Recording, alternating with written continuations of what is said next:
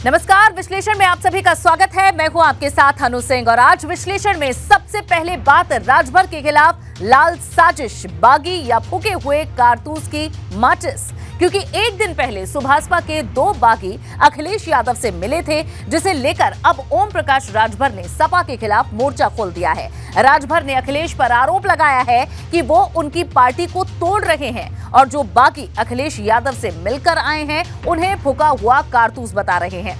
अब राजभर के इस हमले के बाद सपा की तरफ से उदयवीर सिंह ने पलटवार करते हुए निशाना साधा है और कहा है कि राजभर शिवपाल यादव के बहाने फिर से सपा से जुड़ने की कोशिश कर रहे थे। अब इसी आरोप प्रत्यारोप को लेकर लाल और पीली सेना में लड़ाई छिड़ गई है, लेकिन सवाल बड़ा ये है कि जो राजभर अपने बागियों को फूका हुआ कारतूस बता रहे हैं, आखिर उनके बेटे अरुण राजभर उनकी जासूसी क्यों कर रहे हैं?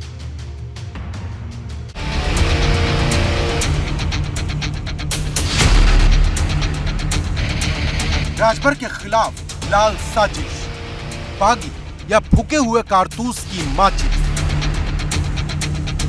राजभर के निशाने पर अखिलेश, किसने दिया सुभाषपा तोड़ने का आदेश? साइकिल के हाथ में राजभर की छड़ी, निकाय से पहले मुश्किल बढ़ी। उत्तर प्रदेश की सियासी जमीन फिर एक बार उबाल मार रही, फिर एक बार सपा की लाल सेना और राजभर की पीली ब्रिगेड में जंग छिड़ गई है, क्योंकि जहां एक तरफ राजभर सपा पर उनकी पार्टी को तोड़ने का आरोप लगा रहे, तो वहीं समाजवादी पार्टी कह रही कि राजभर शिवपाल के बहाने सपा में आने का जुगाड़ फिट कर रहे। तो समाजवादी पार्टी के नेता माननीय अखिलेश यादव जी हमारे नेताओं के टच में, चूंकि चुनाव में आने जाने से जैसे फोटो खिंचाना, मिलना, नंबर लेना, संपर्क में आने के बाद तो वो धीरे धीरे नेताओं को बुलाते हैं और अपने यहाँ बुला करके समझाते हैं और समझा करके वो जो है अपना पार्टी को तोड़ने की कवायद। राजभर भी अपनी मिलने की इच्छा अभी माननीय शिवपाल जी के मार्फत व्यक्त की थी, उन्होंने अभी व्यक्त की थी। क्यों? आपने बनारस में उन्होंने बयान दिया कि शिवपाल जी चाहें तो हमारी बात करा सकते हैं। अभी फिलहाल 3 दिन पहले आपका बयान आपने देखा होगा, आप तो पत्रकार हैं। मतलब फिर अखिलेश यादव से मिलने के लिए बोले, उन्होंने कहा कि संभावनाएं व्यक्त की। हमने उसी दिन बता दिया था कि हमारा उनसे कोई नाता नहीं है, हमारी पार्टी के दरवाजे जो है उनके लिए बंद हैं, वो हमारी तरफ से आज़ाद हैं, जिससे दोस्ती करना चाहें करें। समाजवादी पार्टी के नेताओं का कहना है कि सुभाषपा अध्यक्ष ओम प्रकाश राजभर अब शिवपाल यादव के सहारे समाजवादी पार्टी के साथ फिर से आना चाहते हैं। तो वहीं इसके जवाब में ओम प्रकाश राजभर ने साफ किया कि उन्हें अखिलेश यादव यानी समाजवादी पार्टी के साथ जाना ही नहीं, क्योंकि ये पार्टी और इस पार्टी के नेता झूठे हैं। गौरतलब है कि जब से सुभाषपा के दो बागी नेता महेंद्र राजभर और त्रिवेणी राम लखनऊ में अखिलेश यादव से मिलकर आए हैं, तब से राजभर और सपा के बीच वार पलटवार का दौर जारी है, क्योंकि सुभाषपा की तरफ से ओम प्रकाश राजभर और उनके बेटे अरुण राजभर ने मोर्चा खोल दिया है, तो सपा की तरफ से कमान उदयवीर सिंह ने संभाल रखी है। हालांकि जो दोनों नेता अखिलेश यादव से मिलकर आए, उन्हें ओम प्रकाश राजभर फूके हुए कारतूस बता रहे हैं। महेंद्र राजभर, त्रिलोकी राम जैसे आपके पूर्व विधायक और इतने मजबूत कद्दावर पार्टी के संस्थापक अगर जा रहे हैं सपा में, तो सपा तो पूर्वांचल में मजबूत हो जाएगी ना। ये दगे हुए कारतूस हैं, ये सब दगे हुए कारतूस हैं। ये दगे हुए कारतूस इकट्ठा करके उमन के दोनों भरवा बोलबे न करी, चलेगी नहीं, फुसफुसा जाएगी, कुछ नहीं। दरअसल ये सारी चर्चा तब शुरू हुई जब अरुण राजभर ने पार्टी के पुराने नेता और हाल ही में बागी हुए महेंद्र राजभर को समाजवादी पार्टी कार्यालय के बाहर देख लिया।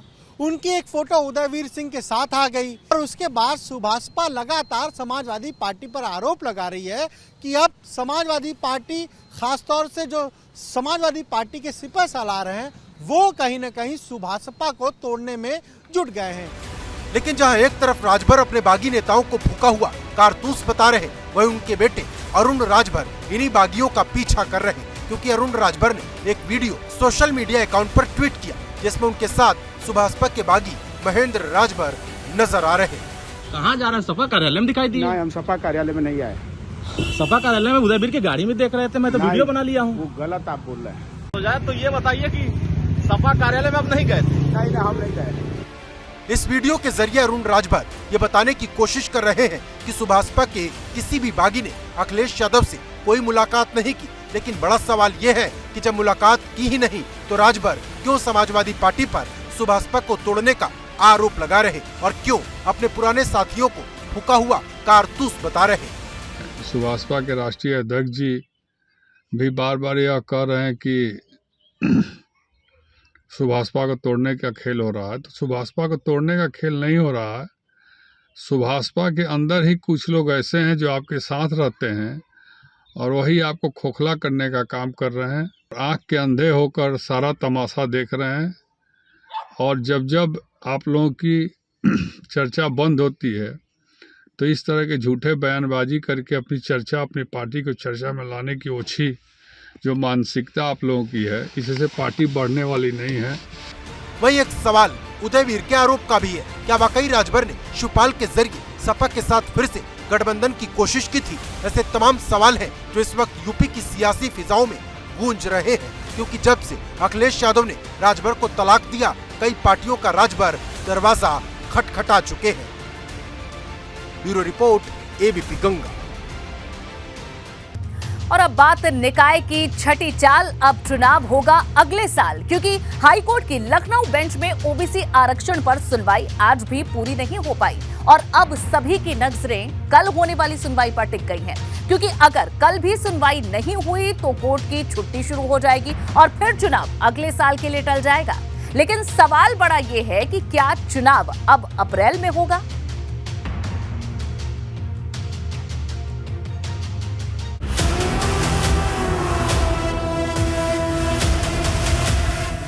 निकाय की छठी चाल, चुनाव होगा अगले साल।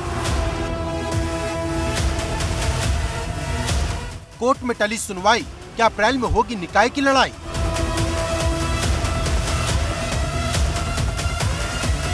जिस निकाय चुनाव का इंतजार पूरा प्रदेश पिछले 1 महीने से कर रहा है, वो कोर्ट कचहरी के चक्कर में लंबा खिंचता जा रहा, क्योंकि ओबीसी आरक्षण को लेकर ट्रिपल टेस्ट का ऐसा अड़ंगा फंसा है कि हाईकोर्ट की लखनऊ बेंच में 6 दौर की सुनवाई के बाद भी कोई फैसला नहीं आ पाया। और अब सवाल बड़ा है, क्या सर्दी की छुट्टी से पहले फैसला आएगा? क्योंकि गुरुवार को सबकी निगाहें कोर्ट पर टकटकी लगाकर देख रही थी, लेकिन कोर्ट में सुनवाई हुई ही नहीं और अब सबकी नजर 23 दिसंबर की सुनवाई पर टिकी है, क्योंकि अगर शुक्रवार को भी फैसला नहीं आया तो निकाय चुनाव अपने आप अगले साल शिफ्ट हो जाएगा, क्योंकि 24 दिसंबर से हाईकोर्ट की छुट्टी शुरू हो जाएगी और 4 जनवरी तक चलेगी। लेकिन सवाल यह है, क्या जनवरी में भी निकाय चुनाव का रास्ता साफ हो पाएगा? अब ये सुनवाई कल दोबारा फिर होगी और कल ही जाड़े की छुट्टियां शुरू होने से पहले हाईकोर्ट के कामकाज का अंतिम दिन भी है। अगर किसी वजह से कल ये सुनवाई फिर टल जाती है या नहीं हो पाती है तो इस मामले में अब 3 जनवरी को अगली सुनवाई होगी। इस बीच आरक्षण जारी करने की अधिसूचना पर रोक लागू रहेगी। गौरतलब है कि यह पूरा पेज ओबीसी आरक्षण को लेकर फंसा है, क्योंकि बुधवार को जब कोर्ट में बहस हुई तब याचिकाकर्ताओं की तरफ से ओबीसी आरक्षण पर सवाल उठाते हुए उसे राजनीतिक आरक्षण बताया गया और कहा गया कि इसका सामाजिक, आर्थिक और शैक्षणिक पिछड़ेपन से कोई लेना देना नहीं, इसीलिए ओबीसी आरक्षण तय करने से पहले सुप्रीम कोर्ट के निर्देश के तहत डेडिकेटेड कमेटी के जरिए ट्रिपल टेस्ट कराया जाए। लेकिन सरकार 2017 के आरक्षण का हवाला दे रही और सर्वे को ही ट्रिपल टेस्ट बता रही। ऐसे में कोर्ट ने अगर सरकार के पक्ष में फैसला सुनाया तो चुनाव जल्द हो जाएगा, लेकिन अगर याचिकाकर्ता के हक में फैसला आया तो चुनाव लंबा खिंच जाएगा। अब चुनाव में हो रही लेट लतीफी को लेकर सपा और भाजपा में जंग छिड़ गई है। समाजवादी पार्टी के मुखिया श्री अखिलेश यादव जी, जिनकी मानसिकता सदा से, चाहे वह पिछड़ा विरोधी हो, चाहे वह दलित विरोधी हो, चाहे महिला विरोधी है, वो चुनाव समय से नहीं चाहते। मामला माननीय न्यायालय के समक्ष विचाराधीन है। माननीय न्यायालय जो आदेश देगा सरकार उसका पालन करेगी। आरक्षण में भेदभाव हुआ है, कुछ अधिकारियों की मनमानी और कुछ सीमित मंत्रियों ने मनमानी कर करके ये आरक्षण व्यवस्था लागू की थी। हर जिले में आप भेदभाव देखेंगे, पिछड़ों को जितना मिलना चाहिए तो उन्हें नहीं मिला। लेकिन भले ही निकाय चुनाव की औपचारिक घोषणा न हुई हो, राजनीतिक बिसात बिछने लगी है। भाजपा से लेकर सपा, बसपा और कांग्रेस तक अपनी अपनी तैयारी में जुटे हैं। जहां भाजपा कई बैठकें कर चुकी, जिसके सामने पिछली बार के नतीजे दोहराने की चुनौती है, क्योंकि निकाय चुनाव के बाद 2022 में लोकसभा का चुनाव है। ऐसे में भाजपा कोई कसर नहीं छोड़ना चाहती। वहीं समाजवादी पार्टी मैनपुरी की जीत के बाद लय में नजर आ रही, जो भाजपा को सीधी टक्कर दे रही। वहीं बसपा निकाय चुनाव में मुस्लिम दलित के साथ ओबीसी को जोड़ने में लगी है, क्योंकि हाल ही में बसपा ने विश्वनाथ पाल को अपना प्रदेश अध्यक्ष बनाया है। लेकिन पिछले बार के नतीजों को देखें तो भाजपा का पाला भारी नजर आता है, क्योंकि 2017 में भाजपा ने 16 नगर निगम में से 14 में अपना मेयर बनाने में सफलता हासिल की थी और 2 मेयर बसपा के बने थे। वहीं नगर पालिका के 198 शहरों में से भाजपा ने 67, सपा ने 45, बसपा ने 28 और निर्दलीय ने 58 कुर्सियों पर कब्जा की।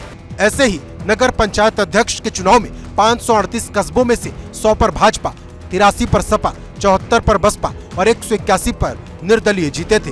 अब 15 जनवरी तक इन सभी का कार्यकाल समाप्त हो जाएगा। वहीं उत्तर प्रदेश में नगर निकाय की सीटें इस बार बढ़कर 760 हो गई हैं। सूबे में 545 नगर पंचायत, 200 नगर पालिका परिषद और 17 नगर निगम की सीटें हैं। लेकिन जिस तरह से मामला हाईकोर्ट की लखनऊ बेंच में खिंच रहा, उससे सवाल बड़ा है, क्या कार्यकाल समाप्त होने से पहले चुनाव की तारीख का ऐलान हो पाएगा? Bureau report, ABP Ganga.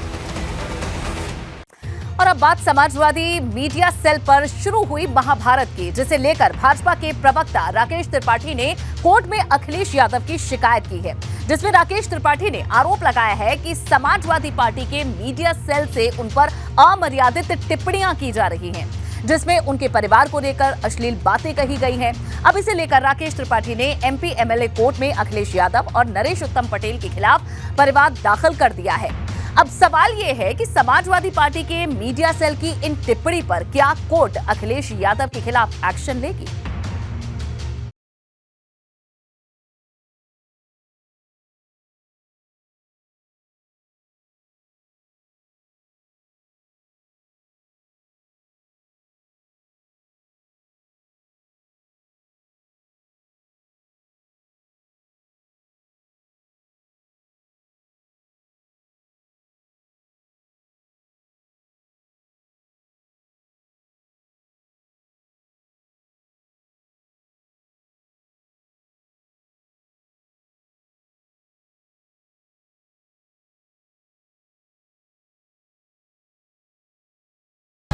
जहां एक तरफ समाजवादी पार्टी के कई विधायकों की मुश्किल बढ़ी हुई है, वहीं अब सपा मुखिया अखिलेश यादव के खिलाफ एक परिवाद एमपी एमएलए कोर्ट में दाखिल हो गया है।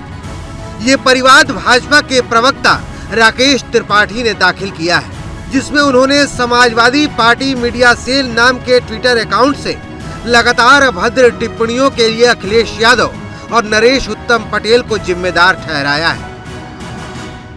समाजवादी पार्टी के ऑफिशियल वेरीफाइड ट्विटर हैंडल से पिछले दिनों से लगातार गाली गलौज की भाषा का प्रयोग किया जा रहा था, जिसमें मेरे वृद्ध माता पिता, मेरी पत्नी, इन सबके विरुद्ध बहुत अश्लील अपमानजनक टिप्पणियां की जा रही थी। ये टिप्पणियां राजनीतिक टिप्पणियां नहीं हो सकती हैं, लेकिन अब ये पानी सर से ऊपर हो चुका है। इसलिए न्यायपालिका की हमने शरण ली है अपने अधिकारों की रक्षा के लिए कि माननीय न्यायपालिका इनको दंडित करने का काम करे। जिस प्रकार के अपमानजनक लेख मेरे विरुद्ध और हमारी पार्टी के अन्य नेताओं के विरुद्ध भी लिखे जा रहे हैं। भाजपा प्रवक्ता राकेश त्रिपाठी के मुताबिक समाजवादी पार्टी के मीडिया सेल की तरफ से उन पर लगातार अभद्र टिप्पणी की जा रही है, जो राजनीति से बिल्कुल अलग है। अब इसी को लेकर भाजपा प्रवक्ता ने एमपी एमएलए कोर्ट में परिवाद दाखिल किया है। लेकिन अब बड़ा सवाल ये है कि क्या इस परिवाद से अखिलेश यादव की मुश्किल बढ़ेगी, क्योंकि समाजवादी पार्टी लगातार कह रही है कि उनके विधायकों को टारगेट किया जा रहा है, फिर चाहे इरफान सोलंकी हो या आजम खान या फिर शहजील इस्लाम हो या नाहिद हसन। वहीं इसमें एक नाम समाजवादी पार्टी के प्रवक्ता अनुराग भदौरिया का भी है, जो पिछले 1 महीने से फरार है। सही मामला अभी इरफान सोलंकी विधायक के मामले में भी हुआ है, जब एक आधार कार्ड सत्यापन करने में उनको मुकदमा लिख के फंसा दिया गया है। इसलिए मैंने आज विधानसभा अध्यक्ष जी के नाम एक पत्र प्रभुसचिव विधानसभा के माध्यम से भेजा है, जिसमें मांग करी है कि इस तरह के जो सरकारी कागजों के सत्यापन के कार्य हैं वो विधायकों एवं अन्य जनप्रतिनिधियों से न करा करके सरकारी तंत्र से ही कराया जाना सुनिश्चित करें। खुद अखिलेश यादव कई बार ये कह चुके हैं कि सरकार जानबूझकर जो सपा के विधायक हैं उनके खिलाफ झूठे मुकदमे दर्ज कर रही है और उन्हें फंसाया जा रहा है, फिर चाहे वो इरफान सोलंकी की बात हो या पार्टी के अन्य विधायकों की। अब समाजवादी पार्टी के विधायक अमिताभ वाजपेयी भी साफ तौर पर कहीं न कहीं बीजेपी पर ही निशाना साध रहे हैं। लेकिन अब बड़ा सवाल ये है कि जिस तरह से अखिलेश यादव और नरेश उत्तम पटेल के खिलाफ परिवाद दाखिल हुआ है कि अगला नंबर इन दोनों का है, क्योंकि सपा के जितने भी विधायक इस वक्त जेल में हैं या मुकदमों की मार झेल रहे हैं, उनकी मुश्किल भी ऐसे ही शुरू हुई थी। लेकिन सवाल इस बात का भी है कि जो टिप्पणी राकेश त्रिपाठी पर समाजवादी पार्टी की मीडिया सेल की तरफ से की गई है, क्या उसके लिए MP MLA court Akhilesh Yadav को जिम्मेदार मानेगी या फिर इसके लिए समाजवादी पार्टी के मीडिया सेल पर एक्शन लेगी? Bureau report, ABP Ganga. और अब बात चीन से आए उस वायरस की, जिसे लेकर सरकार अलर्ट मोड पर आ गई है, क्योंकि जो हालात चीन में बने हुए हैं वो यहाँ ना बने, और इसे लेकर जहां प्रधानमंत्री नरेंद्र मोदी ने हाई लेवल मीटिंग की, तो वहीं सीएम योगी ने भी एक बैठक टीम 9 के साथ की। ये तैयारी इसलिए है कि कोरोना के जिस वेरिएंट ने चीन में तबाही मचाई है, वो गुजरात और ओडिशा के रास्ते भारत में एंट्री कर चुका है।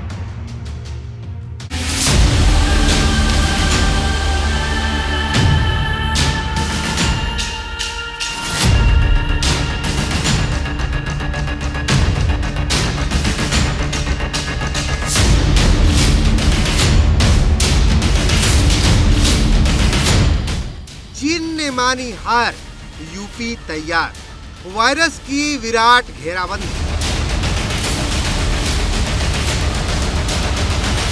चीन में मचा हाहाकार, भारत में अलर्ट मोड पर सरकार।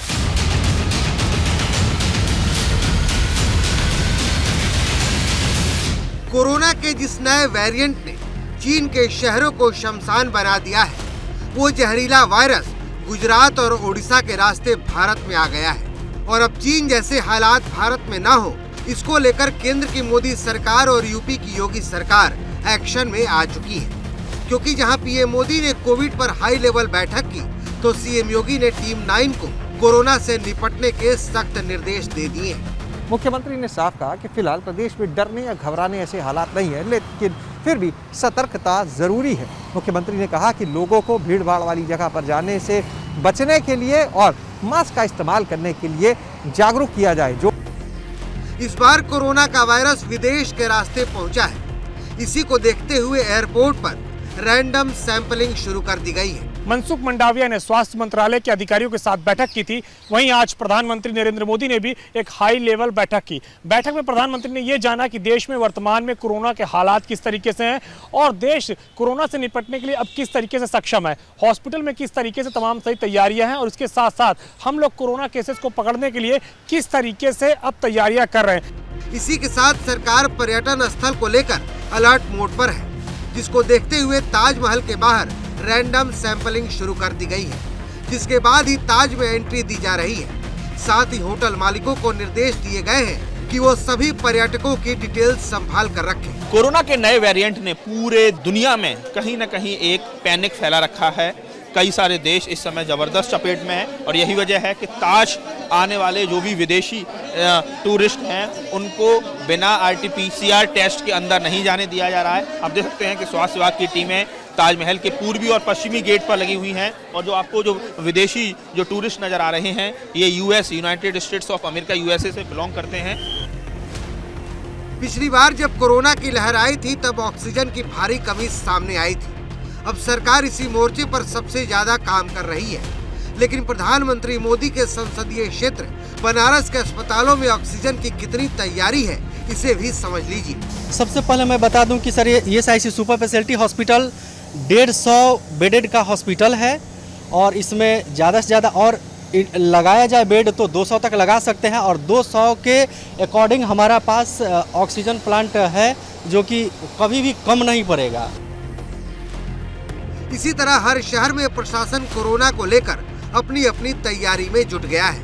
गोरखपुर सरकारी अस्पतालों में जांच के लिए 45 केंद्रों, 12 private pathology, railway bus station और एयरपोर्ट पर जांच की टीम को सक्रिय करने के निर्देश दे दिए गए हैं। जीनोम सीक्वेंसिंग के लिए RMRC पूरी तरह से तैयार है। उसको देखते हुए भारत सरकार ने सभी राज्यों को और सजग सतर्क किया है। उसी के तहत गोरखपुर में भी तैयारी की गई है। जितने भी इंटरनेशनल यात्री आ रहे हैं उनकी कोविड टेस्ट की जांच कराई जा रही है। रेलवे स्टेशन और बस स्टेशन पर भी कोविड टेस्ट की व्यवस्था की जा रही है। लेकिन बड़ा सवाल ये है कि जो तैयारी अभी दिख रही है, क्या वो उस वक्त भी दिखेगी जब कोरोना की लहर आएगी? क्योंकि पिछली बार सारी व्यवस्था धरी की धरी रह गई थी। हालांकि पुरानी गलतियों से सीख लेकर ही सरकार अभी से अपनी तैयारी में जुट गई है। अब बस उम्मीद है कि तैयारी वक्त पर काम आ जाए। Bureau report, ABP Ganga. और अब बात कांग्रेस नेता अजय राय की, जिनके स्मृति ईरानी पर दिए बयान को लेकर सियासी घमासान जारी है, जिसे लेकर अब अजय राय पर गिरफ्तारी की तलवार लटकी है। लेकिन अपने बयान को लेकर अजय राय झुकने के मूड में नहीं है, जो कह रहे हैं कि भले ही उनकी गिरफ्तारी हो जाए, लेकिन वो माफी नहीं मांगेंगे।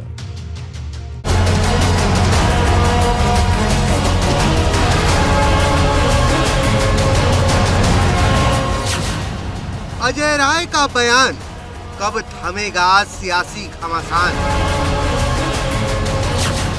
नहीं मांगी माफी, क्या होगी गिरफ्तारी? कांग्रेस नेता अजय राय की केंद्रीय मंत्री स्मृति ईरानी पर दिए बयान को लेकर सियासी घमासान अभी थमा भी नहीं है कि अब अजय राय ने वाराणसी में भारत जोड़ो यात्रा के मंच से फिर एक बार ऐसा कुछ कह दिया है जिससे दिसंबर की सर्दी में सियासी पारा गर्म हो सकता है। अरे भाई, यहाँ तो पुलिस लगी है सुरक्षा में, हम तैयार हैं, हम कहाँ भाग रहे हैं, हम तो खड़े हैं। हम जो बात बोले उस पर कायम है। जो सरकार को कार्रवाई करनी है मेरे खिलाफ, मुझे जेल भेजना हो, मुझे कोई मेरे खिलाफ जो भी उनके पास कड़ी से कड़ी कार्रवाई, क्योंकि मैं जो बात बोला हूँ सही बोला हूँ। गौरतलब है कि जो बयान अजय राय ने स्मृति ईरानी को लेकर दिया था, उस पर भाजपा के महिला मोर्चा ने सोनभद्र में एफआईआर दर्ज कराई थी, जिसको लेकर अजय राय के गिरफ्तार होने की बात कही जा रही है। लेकिन जिस तरह से अजय राय ने कहा है कि वो गिरफ्तारी से डरते नहीं है, उससे सवाल बड़ा है कि क्या अजय राय आर पार की लड़ाई के लिए तैयार है। कांग्रेस अजय राय के साथ में है और अजय राय भी अपने बयान पर कायम है। उनका कहना है कि अगर उन्हें गिरफ्तार किया जाता है तो इससे कोई फर्क नहीं पड़ेगा और वो डरने वालों में नहीं है। कांग्रेसी नेताओं का कहना है कि वो अजय राय के साथ हैं और हर संभव सहयोग करेंगे। इस बीच भाजपा में अजय राय के बयान के खिलाफ असंतोष की लहर पैदा हो गई है। लेकिन अजय राय की टिप्पणी भाजपा को शूल की तरह चुभ रही है। कांग्रेसी नेता अजय राय के द्वारा जो स्मृति ईरानी जी के लिए लटके और झटके देने वाली बात कही गई है, यह घोर निंदनीय है। क्या अजय राय जी आज सफाई दे रहे हैं कि यह एक आम बोलचाल की भाषा है? क्या वह ऐसी भाषा से आदरणीय सोनिया जी और प्रियंका वाड्रा जी को संबोधित कर सकते हैं? और उसके बाद बेशर्मी ये कि वह कहते हैं कि जो है मैं माफ़ी नहीं मांगूंगा। अब सवाल है कि जो बात लटके झटके वाले बयान से शुरू हुई थी, क्या वो अजय राय की गिरफ्तारी पर जाकर खत्म होगी? Bureau report, ABP Ganga.